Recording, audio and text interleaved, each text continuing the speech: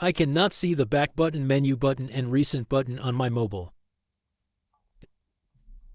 Let's see how to solve this problem. Now go to Mobile Settings.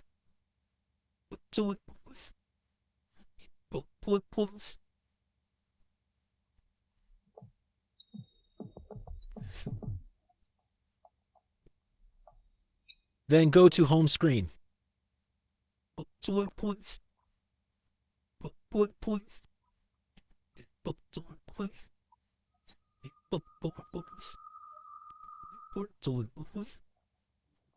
Then click on System Navigation.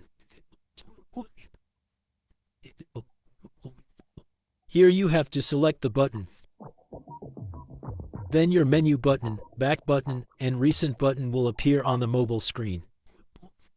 Here you can change the position of the back button and recent button.